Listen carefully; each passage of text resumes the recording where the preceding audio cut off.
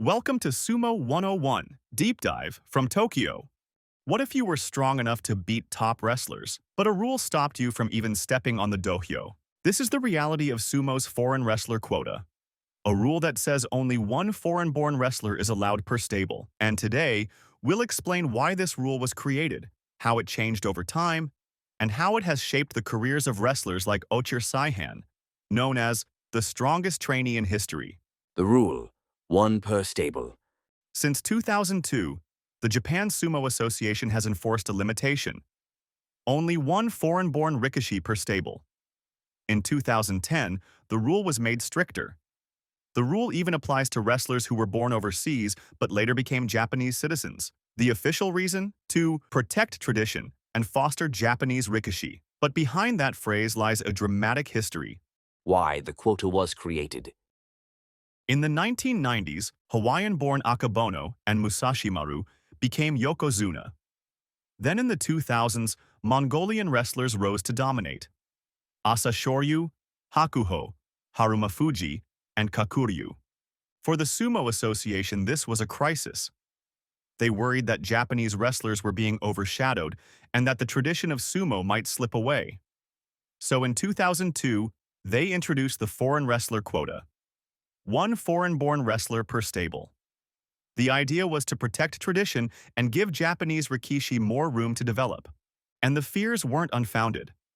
From 2003, when Japanese legend Takanohana retired, until 2017, when Kisano Sato finally made Yokozuna, there were 14 straight years without a Japanese Yokozuna. At first, some stables found loopholes. If a wrestler born overseas took Japanese citizenship, he no longer counted as foreign. That way, a stable could end up with more than one foreign-born rikishi on its roster. Then came a wave of scandals in the late 2000s. 2007, a Russian rikishi involved in an assault case. 2008, marijuana scandals. 2009, Yokozuna Asashoryu's infamous violence off the dohyo. Together, dominance plus scandals led the association to tighten control. So in 2010, they tightened the rule. From that point on, even naturalized wrestlers were counted as foreign-born under the quota. In other words, no matter if you became a Japanese citizen later, if you were born outside Japan, you still take up that one foreign slot in your stable. Exceptions explained. Some of you may be wondering about Kata Onami's stable, where veteran Tamawashi and his brother-in-law Tama Shoho both belong. Doesn't that break the one foreigner rule? Here's the catch. Tamawashi entered sumo before the rule was tightened in 2010. Because he was already active back then, he doesn't count toward the quota today. That allowed the stable to later bring in Tama Shoho, even though both men were born in Mongolia. There are other special cases too. For example, Sei Hakuho at Isegahama is considered a transfer from the dissolved Miyagino stable, so he's not counted against Isegahama's one foreigner limit either. Why Ochirsaihan waited 4 years. And this brings us to Ochirsaihan, 23 years old, from Mongolia. Everyone who stepped onto the training dohyo with Ochirsaihan came away shocked. His power wasn't just impressive, it was overwhelming. In practice bouts, he's already thrown around rising stars like Haku Oho, Adami Fuji, and Takaru Fuji, wrestlers who are already making headlines in the top division. Yet for 4.5 years, he was only a trainee. Why?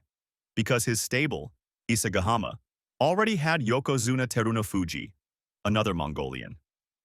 Until Teruno Fuji retired, the foreigner slot was full. In 2025, Teruno Fuji retired. That opened the slot. Ochirsaihan finally sat for the new recruit exam this month. And today, on the opening day of the autumn tournament at Ryogoku Kokugikan, it was just announced that Ochirsaihan has officially passed the new recruit exam. That means, after waiting more than 4 years as a trainee, his long-delayed debut is finally becoming a reality. The rookie winning streak record is 27 straight victories. For Ochirsaihan, people expect 28. If Ochirsaihan stays undefeated from his debut through Makushita, he could accomplish something unprecedented, reaching the Juryo division in only 5 tournaments. The Foreign Wrestler Quota was designed to protect tradition and foster Japanese rikishi. But it also creates stories like Ochirsaihan's, a powerhouse forced to wait years before stepping onto the dohyo.